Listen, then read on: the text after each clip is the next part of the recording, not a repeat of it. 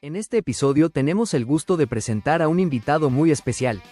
El Dr. Ciro Norberto Buecha Medina es doctor en Derecho de la Universidad Externado de Colombia, doctor en Derecho Público Internacional de la Universidad Alfonso X el Sabio y doctor en Filosofía de la Universidad de Salamanca. Desde el año 2008 se desempeña como profesor invitado en la Universidad de París y Panteón-Sorbonne. Exdecano de la Facultad de Derecho y Facultad de Filosofía Universidad Libre de Bogotá y exdecano de la Facultad en Derecho de la Universidad Santo Tomás de Tunja y de Bogotá. Actual director de doctorado de Derecho Administrativo de la Universidad Libre de Bogotá. Bienvenidos, esto es 5 Tips Jurídicos, comencemos.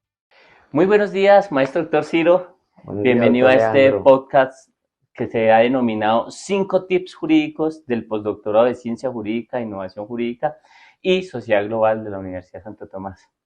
Es un gusto, ¿verdad, doctor, tenerlo acá? Además, que nos haya recibido en este lugar tan especial que se respira mero derecho público y derecho administrativo. Entonces, gracias, maestro, por aceptarnos la invitación. Muchas gracias a usted, doctor Leandro, al postdoctorado de la Universidad Santo Tomás, a la Universidad Santo Tomás, a su Facultad de Derecho, porque tengo especial cariño y afecto. Siempre he tenido una vinculación muy cercana con esta institución de tanta grandeza y tanta trayectoria en el mundo de la academia. Muy amables y muy contentos que me visiten en esta su casa donde salen estos libros de derecho administrativo. Muy amable. No, maestro, muchas gracias. Y además que voy a empezar con esa primera pregunta. ¿De verdad que sí se respira derecho público y derecho administrativo? ¿De dónde viene el amor al derecho administrativo, maestro doctor Ciro? De muchos años atrás, cuando estaba en el pregrado, siempre había una tendencia, al menos en los cursos que tomaba, por el derecho privado. Y entonces hubo un profesor, bueno, que hace mucho tiempo nos incentivaba, y había unos compañeros que siempre buscábamos como esa competencia juvenil por el derecho público, a ver quién sacaba más nota en los exámenes finales. Y alguna vez ese profesor dijo, no digo el nombre del estudiante, X estudiante es el mejor de derecho administrativo de este curso. Y me puse a estudiar derecho administrativo, porque al principio me gustaba mucho el procesal, por eso digo procesal administrativo. Pero entonces esa vez estudiando para tratar de esa competencia sana, ¿no? Esa competencia sana, y me metí a estudiar mi parcial, mis exámenes de derecho administrativo. Y oh, sorpresa, que me quedó gustando el derecho administrativo. Y hasta hoy ha sido mi razón de ser, ¿no? El derecho administrativo. Y la teoría del derecho, ¿no? Vamos por ese punto. Dentro de la teoría del derecho, ¿cuál es la importancia, doctor Ciro, de la filosofía en el derecho administrativo? De entender o tratar de uno acoplar como la teoría del positivismo, el binaturalismo en el derecho administrativo. ¿Cuál es esa relevancia que hay para los estudiosos del derecho público y del derecho administrativo? Mira, yo me hice un doctorado en filosofía, y todo por culpa de la Santo Tomás y de sus exámenes modulares. Porque cuando hacíamos exámenes modulares, y entonces nosotros que pertenecemos al módulo de Derecho Público, yo escuchaba y yo participaba siendo examinador de Derecho Administrativo, escuchaba a los profesores de Teoría del Derecho y Filosofía del Derecho, y a mí me parece que siempre a todo abogado le hace falta una fundamentación jus teórica, jus filosófica. Porque así seamos positivistas como lo somos usted y yo, eso no significa que nosotros en el positivismo jurídico nos estemos limitando a un simple artículo, un simple inciso. No, señor. Eso tiene una fundamentación jus teórica, jus filosófica muy fuerte, muy fuerte. Entonces yo pensaba que hacía falta algo, que para poder sustentar, fundamentar, argumentar, defender una idea, había que tener una base, un sustento. Y ese sustento es jus filosófico, jus teórico. Desde cualquier corriente filosófica, desde cualquier corriente teórica. Porque también sería aburrido que todos fuésemos positivistas. También sería aburrido que todos fuesen naturalistas. A mí me parece que esa diversidad de ideas, de pensamiento, es lo que nos permite avanzar. Entonces, yo siempre he pensado, la teoría, la filosofía es necesaria en todo profesional del derecho, académico, litigante, como se quiera. A mí me parece eso muy importante. Y de los libros que le han marcado la formación en el derecho administrativo o en la teoría general del Sí. derecho, ¿cuál nos podría aconsejar a los que nos escuchan aquí en el podcast? Pues uno quiere a todos los libros como uno quiere a sus hijos, ¿no? Bueno, yo no tengo sino una sola hija, pero cuando hay personas que tienen varios hijos, dicen, ah, bueno, ¿usted a cuál de sus hijos quiere más? Yo creo que los padres siempre dicen, a todos los quiero, a todos los quiero. Siempre hay uno que quiere más en la práctica y en los libros uno quiere más. Yo por todos los quiero, pero yo tengo dos libros.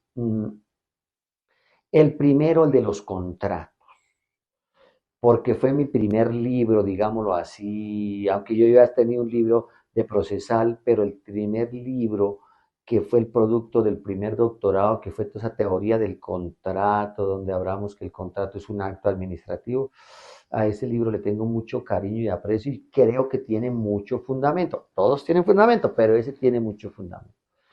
Me gusta mucho el libro del poder público y el principio de legalidad y la teoría cíclica y la validez normativa y todo esto, porque ese fue el que me abrió las puertas a toda esa teoría del derecho, toda esa teoría del derecho.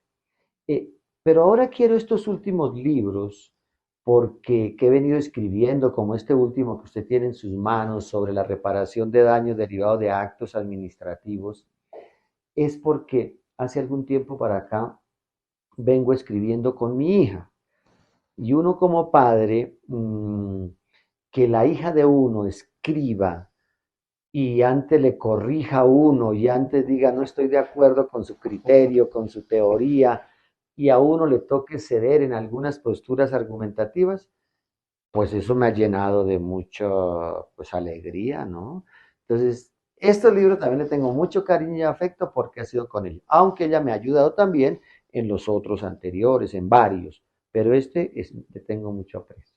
Y es que iba para esa pregunta, hacer libros en coautoría es supremamente complejo porque además, aparte que tiene que haber una línea en la formación del libro, como cierto tipo de relaciones, como de cariños hacia las temáticas, veo yo que escribir con la hija, aparte de llenarlo a uno de mucho como orgullo y cariño, también debe ser bastante interesante que padre e hija se sienten a decir, oiga, ¿usted dónde ve la reparación de daños derivados de actos administrativos? ¿Cómo Claro. es esa experiencia de crear un libro como estos? ¿Cómo empiezan? ¿Quién empieza a plantear la Mm, tabla de contenido? sí, ¿Cómo son los argumentos? normalmente empiezo yo.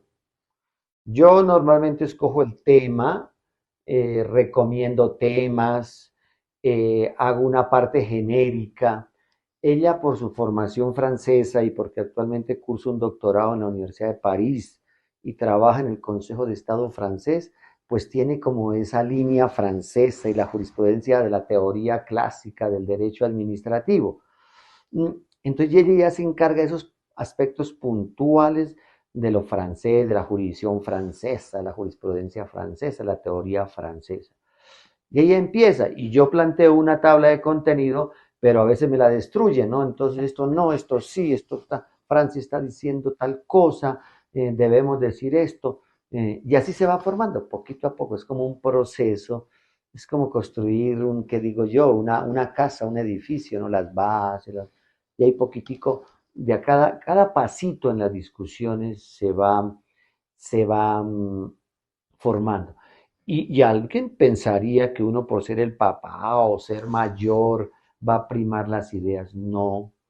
Ahora los chicos jóvenes, y yo veo unas generaciones muy fuertes en la teoría del derecho, en los contratos, en el derecho administrativo. Y la verdad que toca ceder, porque a veces uno dice, ¿y por qué yo no había pensado esto? ¿Y por qué no había pensado esto? ¿Por qué no había pensado lo otro? Y es que Aldo Ciro yo siempre le he reconocido como académico ese, de verdad, esa capacidad de que si es una buena argumentación, una buena tesis, el do no se aferra de manera absoluta. Hoy uno ve, por ejemplo, que te dice, me destruye mi tesis y me quedé sin nada, entonces la mantengo. Que es lo que uno a veces veía con Kelsen, ¿no? Que Claro. con Kelsen uno decía, lo pueden destruir, ¿no? Y se mantenía, pues porque tenía, y al día de hoy yo no he considerado que haya aparecido un argumento que derrumbe a Kelsen, sino tal vez reconstruya o agregue No, algo a no. Kelsen. Pero habla muy bien del Do, Ciro, que nos cuente eso, de esas situaciones muy personales, de uno ceder y decir, no, claro, hay unos aspectos que si hay No. mejores argumentos o unas teorías.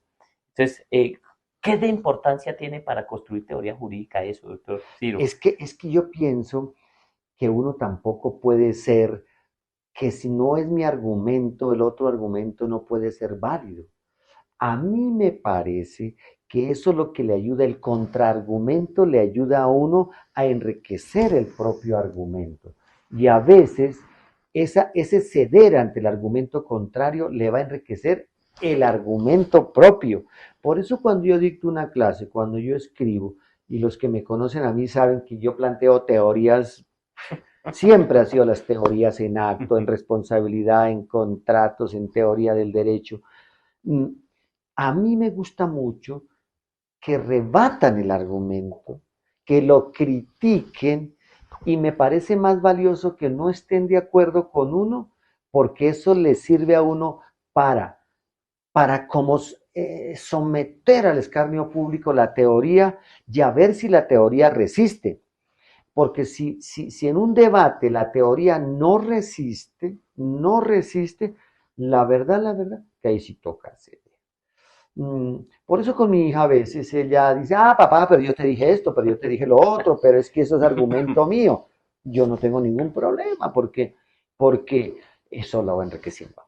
Eso lo va enriqueciendo. Entonces a veces yo veo en algunos doctrinantes que si no es la teoría de él y si no es el argumento propio, no, no, no, no, no. Lo que uno le toca es mirar qué está diciendo el otro para enriquecer lo propio y de pronto buscar otro camino, ¿no? O adherirse a ese camino. Yo no le veo ningún problema, ¿no? Yo no tengo ningún inconveniente en eso.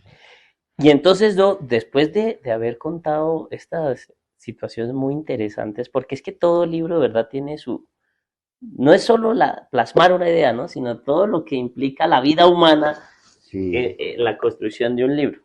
Ahora sí vayamos al punto objetivo. Tenemos este texto muy interesante, la reparación de daños derivados de actos administrativos en el sistema jurídico colombiano. Darnos un spoiler, como dicen en las películas, un solo spoiler. ¿Qué se va a encontrar el lector en este libro? El lector en ese libro va a encontrar que la responsabilidad del Estado no solamente se busca a través de una reparación, en Colombia, ¿no? A través de una reparación directa, sino que la responsabilidad del Estado también se puede ir a buscar a través de una nulidad y restablecimiento del derecho. Eso por un lado. Y que la reparación de daños no solamente se derivan de hechos, omisiones, operaciones administrativas o contratos, sino muchas veces de acto administrativo. Porque es que todo, yo he estado pensando esto, doctor Leandro, en el fondo toda reparación, todo perjuicio que se indemniza es una responsabilidad del Estado. Lo que cambia es la fuente del daño. Entonces, todo es responsabilidad del Estado, pero a veces la fuente del daño es un hecho administrativo. A veces la fuente del daño es una operación, es una omisión, es un contrato y es un acto. Y entonces, en muchos casos, en la teoría de la reparación de daños y la teoría del daño y de la responsabilidad del Estado, se olvida del acto. Porque dicen, no, es que a través del acto no se genera responsabilidad del Estado. Y entonces, claro que derivado del acto se genera responsabilidad. Y si hay responsabilidad, hay reparación de daño. Y es que la responsabilidad es toda la teoría del daño y de la reparación del daño. Entonces yo creo que es que nosotros teníamos o tenemos una deuda pendiente en cuanto a decir, acto administrativo puede generar daño. Y es que genera daño. Y en tanto genere daño que sea indemnizable o todo lo que hablamos nosotros de daño antijurídico, estamos en el mundo de la responsabilidad del Estado. Pero es que aquí en Colombia se piensa responsabilidad del Estado, reparación directa. Ujú. Y uno también tiene que decir, responsabilidad del Estado, nulidad y restablecimiento del derecho. Porque hay, sí. Responsabilidad del Estado, controversias contractuales. Responsabilidad del Estado, pues obvio, reparación directa. Inclusive, yo creo que el acto administrativo electoral puede generar responsabilidad del Estado y serían asuntos electorales, pero en Colombia todavía nuestra jurisprudencia no ha avanzado en eso. Y ese es un tema muy interesante, ¿no? Lo que acaba de plantear el Do frente a entender. Yo venía, cuando uno empieza a evaluar el tema de lo que Hart planteaban de la responsabilidad y lo que se han establecido algunos de que la responsabilidad si hay una teoría única que pueda unir lo subjetivo, el régimen objetivo, la responsabilidad penal, uno empieza a ver que cuando hablamos de responsabilidad también hablamos de derechos, el derecho a Claro, yo ser reparado, ¿cierto, claro. Do? En ese caso, recuerdo mucho, doctor, una participación en unos congresos donde ha hecho una defensa bastante interesante el doctor Ciro del papel relevante del Consejo de Estado en la salvaguarda de los derechos fundamentales y derechos colectivos. Claro.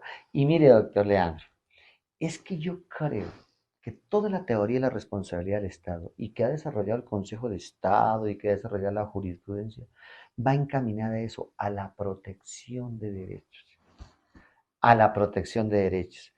Porque yo vengo defendiendo también una teoría que dice, a nosotros nos han enseñado que el interés general prima sobre el interés particular Uh -huh.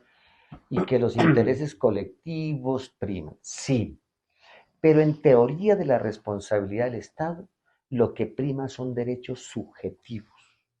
Porque cuando se repara un daño, y eso es lo que yo le valoro al Consejo de Estado, cuando el Consejo de Estado y la jurisdicción de lo contencioso administrativo ordena reparar un daño que le hayan generado a una persona, lo que está protegiendo es el derecho subjetivo de la persona. Por ejemplo, si ordenan hacer una carretera Bogotá-Tuja, yo tengo mi finca en ese trayecto Bogotá-Tunja. A mí me han dicho que yo tengo que dejar hacer la carretera porque prima el interés general. Está perfecto. Pero si por alguna circunstancia me llegan a afectar mi finca y me quitan un pedacito de mi finca, yo ahí mismo nace la obligación del Estado de repararme. Y cuando el Estado me está reparando, está protegiendo mi derecho subjetivo, el derecho a la propiedad. Y entonces uno dice, pero luego no primaba el interés general. Y entonces, si primara el interés general, de pronto yo tendría que ceder mi finca al Estado para que haga la carretera. Yo tengo que dejar hacer la carretera, pero en tanto me afecta en mi derecho subjetivo, tienen que reparármelo. Yo digo, uy, y entonces, ¿quién está primando? ¿El interés general o mi derecho subjetivo? En teoría de la responsabilidad del Estado y de la reparación de daños, prima el derecho subjetivo, porque tienen que repararlo. Y entonces algunos, para no ir tan exagerado que prime el derecho subjetivo, además vamos a decir, entonces se equilibra el derecho subjetivo con el interés general. ¿En dónde? En la reparación. Y aquí viene la valoración. Y entonces, como el Consejo de Estado y la jurisdicción de lo contencioso administrativo vela mucho por la protección de esos derechos subjetivos, no es que esté desconociendo el interés general, sino que se está convirtiendo de interés general la protección de derechos subjetivos, que después nacen o trascienden, doctor Leandro, a la protección de derechos colectivos. Y por eso yo vengo diciendo, oiga, tenemos una deuda pendiente con el Consejo de Estado, porque siempre se le ha atribuido a la Corte Constitucional, y respeto a la Corte, le tengo mucha admiración, pero siempre se le ha atribuido a la Corte Constitucional, que es la protectora y la garante de los derechos. Yo creo que el que más protege derechos subjetivos, derechos colectivos, derechos sociales, es el Consejo de Estado. ¿Y cuándo? Y sobre todo en este caso que estamos hablando de daño, cuando repara daños. Cuando repara daños. Porque es que yo digo una cosa, doctor Leandro, y vamos a ser un poco practicistas. Yo digo, un fallo de la Corte Constitucional puede ordenar X o Y cosa, pero en el fondo no es indemnizatorio. Pero en cambio el Consejo de Estado, cuando un fallo ordena reparar materialmente, y ahora inclusive en natura, un daño, yo creo que hasta más, es más valiosa la reparación. Explico. Hay una masacre, y en una masacre matan personas, todo ese cuento, causan daño a las personas. Y bueno, y de pronto hay una orden que diga que no repetición, que la verdad, la justicia, todo eso. Oye, pero una persona del Chocó que le han matado a toda su familia, ¿qué pensará? Y uno no se pone en la piel de ellos, que solamente le digan, disculpe. Yo sé que eso es muy valioso en todas esas teorías de la reparación de daños, eso es muy valioso. Pero yo a veces digo, y a esa persona que le dijeron, disculpe, no lo vamos a volver a hacer. Se supo que el que mató a toda su familia fue X persona. Pero si el Consejo de Estado en una sentencia de responsabilidad del Estado dice, indemnícele materialmente, económicamente, los perjuicios morales, materiales, yo creo que esa personita al menos tiene para hacer un mercado en la casa. Eso es muy practicista lo que estoy diciendo yo, muy materialista. Pero tiene mucho Pero sentido. tiene mucho sentido, doctor Leandro, porque no le mataron a la mamá, al papá, disculpe, yo no lo vamos a volver a hacer. Yo no sé hasta qué punto.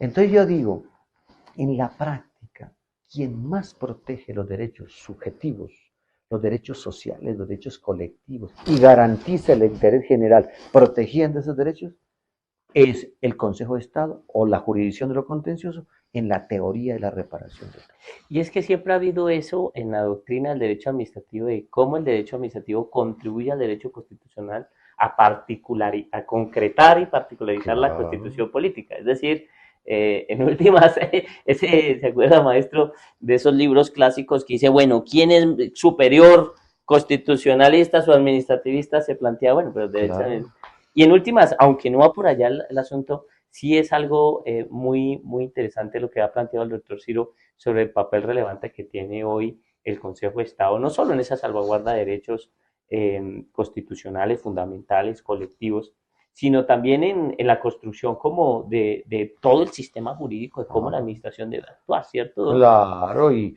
uno a veces uno piensa, mira, muchos hablan de la teoría de la ponderación, ¿cierto? Pero no se olvide que la ponderación nace mucho. Inclusive hay autores como el doctor Bernal Pulido en su prólogo del libro que dice que la ponderación nació es en el derecho administrativo, ¿no?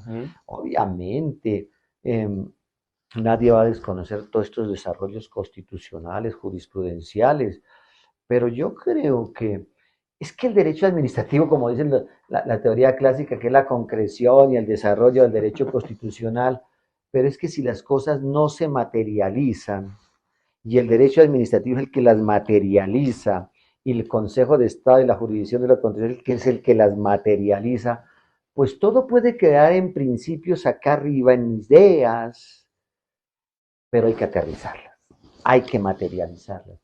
Y yo creo que en teoría de la responsabilidad y de la reparación de daños, esa ha sido una gran labor del Consejo de Estado, sobre todo que últimamente ha avanzado mucho en esto de la reparación del daño, en esto de la reparación del daño.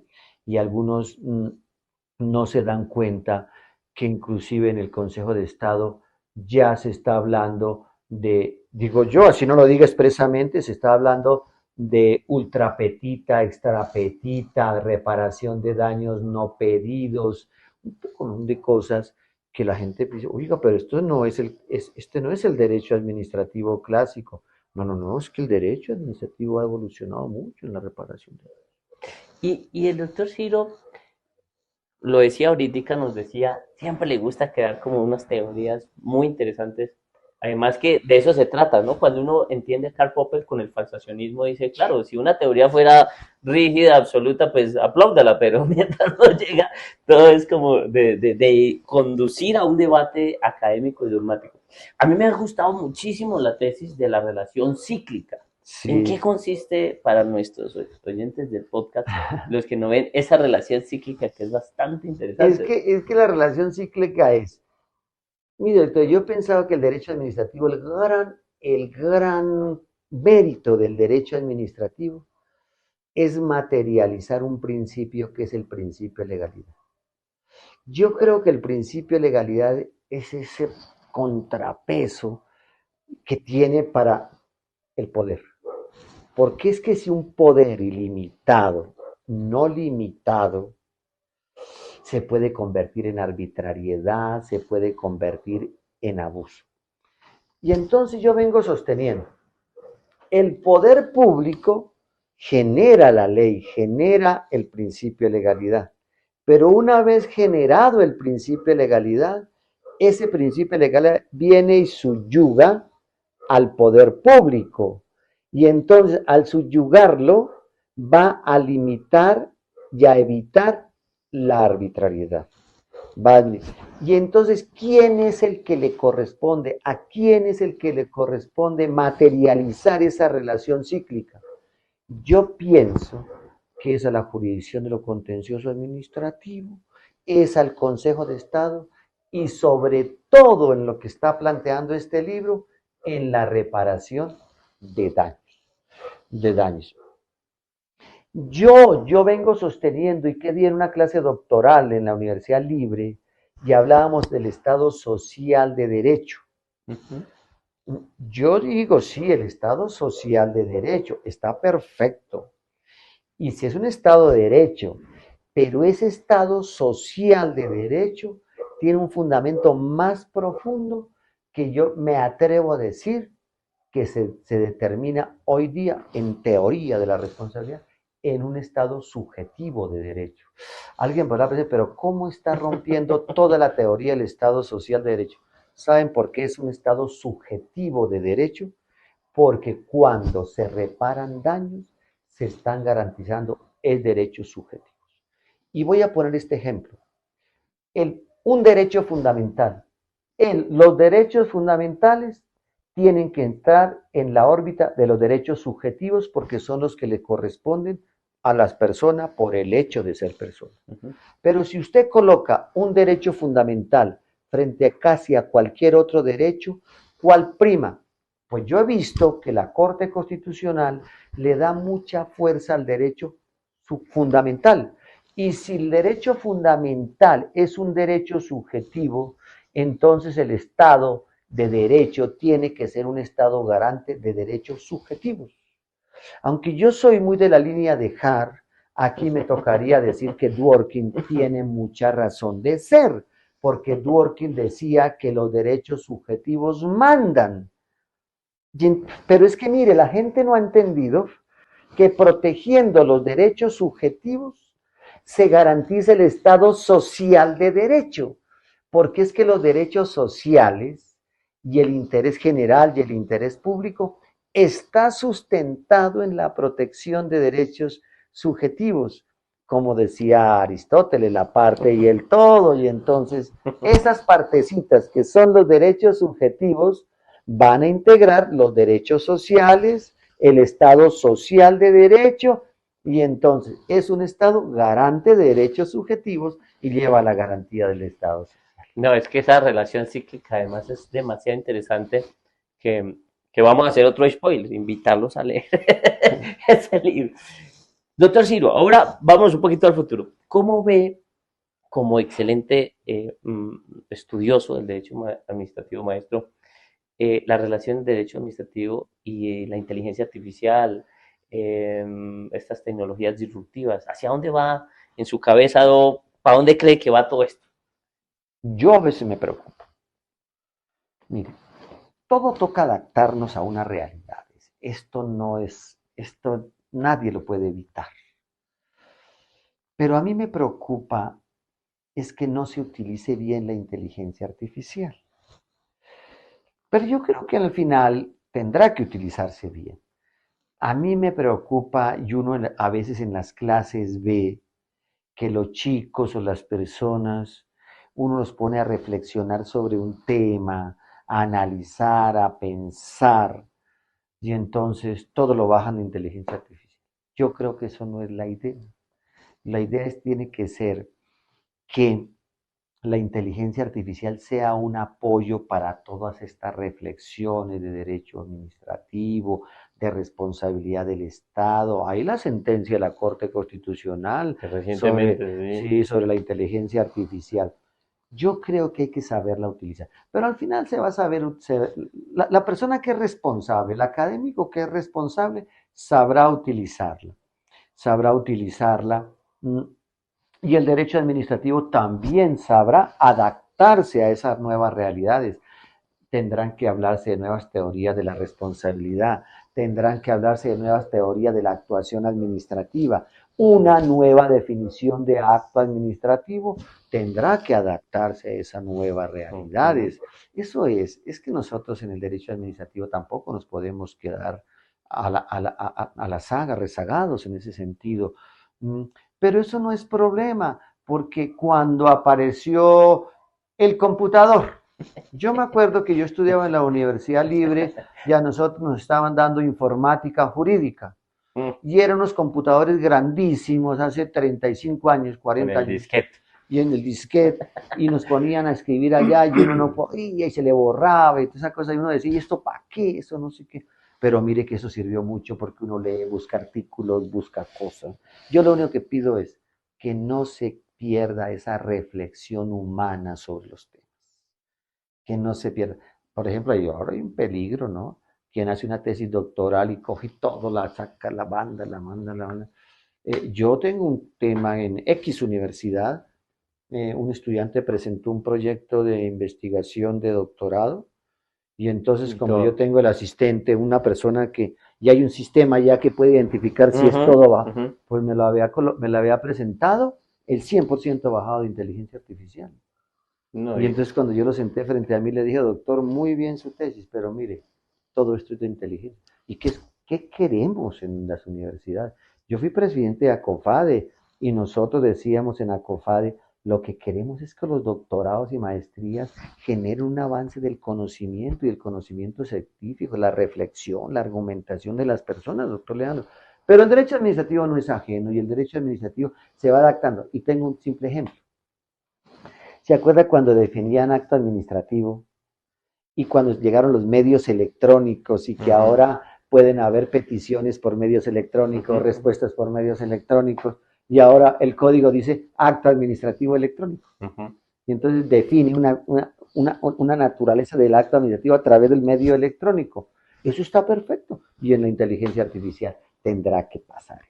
Claro, porque la misma connotación de electrónico hace que se modifique la definición clásica de la que uno Claro. quisiera tener, ¿no? Ya le digo, bueno, y el acto administrativo, en el acto administrativo Sí, claro. electrónico hay decisión de la administración, o será la de la ley o de la administración, pero hay decisión.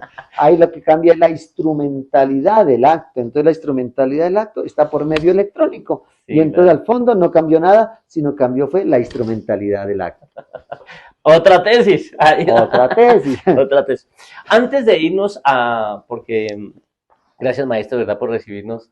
Antes de irnos a la última pregunta de los 5 tips jurídicos, que llama, noto 2 cosas que me llaman la atención y no dejar pasarlo aquí en el podcast, porque la idea acá es contarles a los que nos escuchen, nos ven, todo lo que yo veo. Ah, gracias.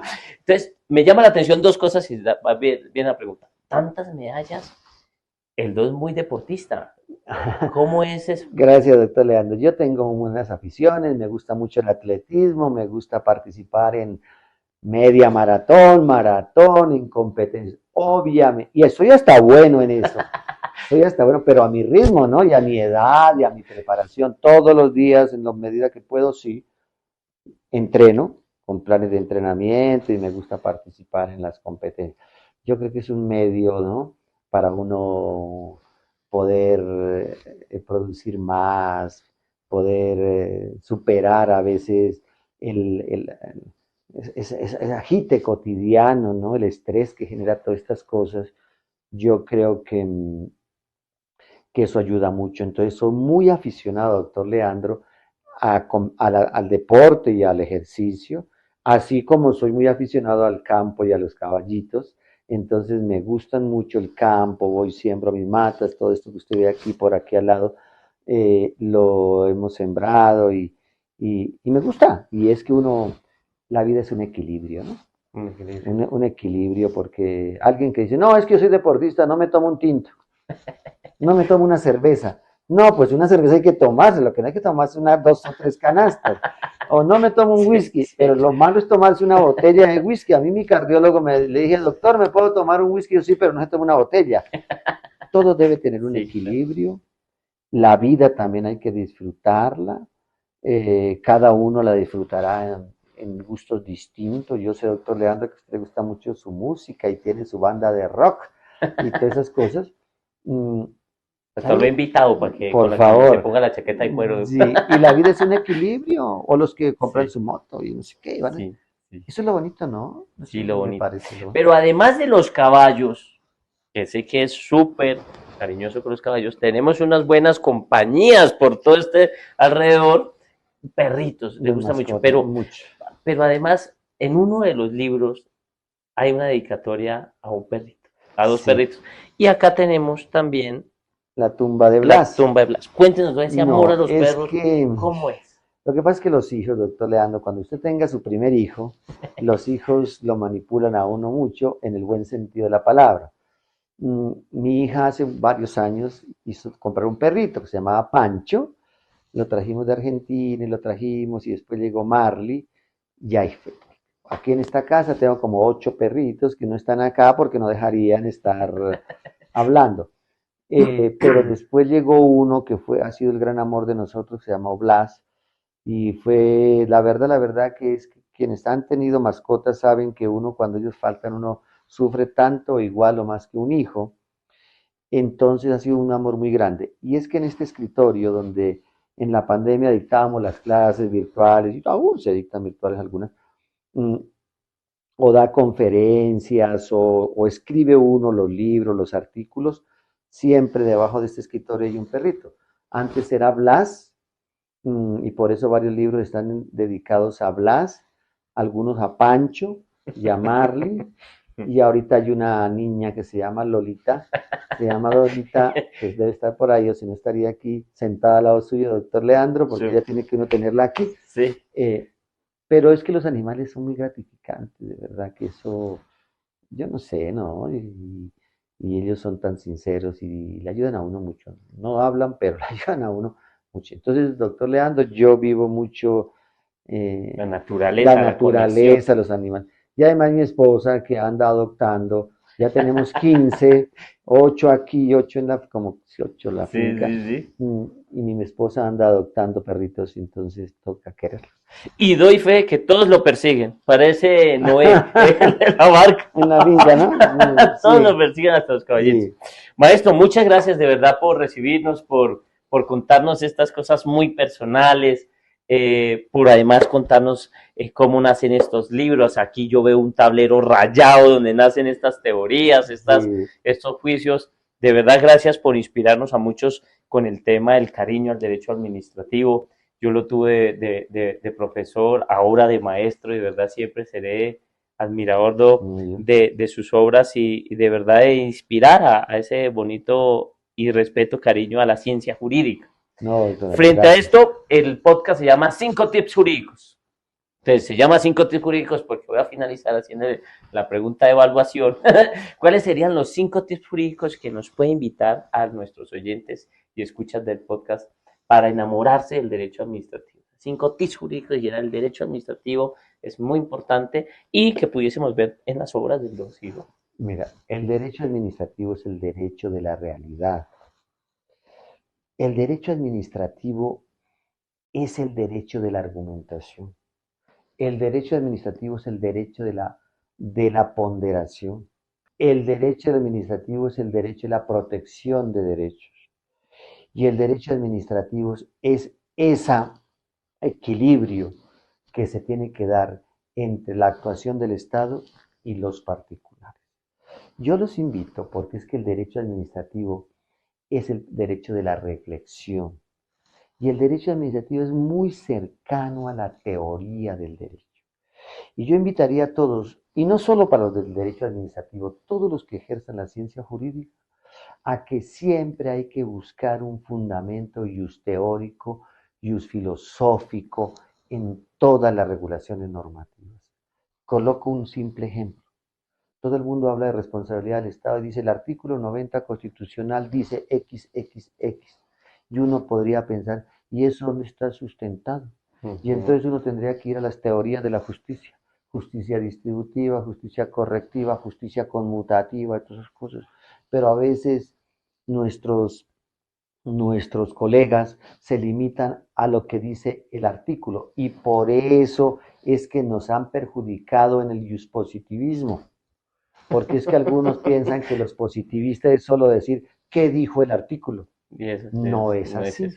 Eso es toda una teoría filosófica y el realismo jurídico, que lo sabe usted, doctor, que nos va a llevar a esas sustentaciones. Pero a veces a mí en todas esas discusiones dicen, la moral, los principios priman y por eso el positivismo ya murió. Y entonces dicen, ¿qué principios? Yo siempre pregunto, ¿qué principio? Dígame un principio. Y entonces, sí, es que lo que manda son los principios, principio de la buena fe. Y le digo, ¿dónde está? En el artículo 83 de la Constitución. Entonces lo terminan positivizando. O sea que lo que primó fue el positivismo jurídico. Los invito a la reflexión porque el derecho administrativo, la verdad, es una fuente de reflexión. Muchas gracias, maestro, de verdad. Y a todos los que nos escucharon, nos vieron en el podcast 5 tips jurídicos, invitarlos a seguir acompañándonos con estos grandes conferencistas y maestros y maestras del derecho en general, de la innovación y de la sociología y las ciencias humanas. Hasta la próxima. Esto fue 5 tips jurídicos. Gracias por acompañarnos. Suscríbete, activa la campana y mantente atento a nuestro próximo contenido. Nos vemos en el siguiente episodio.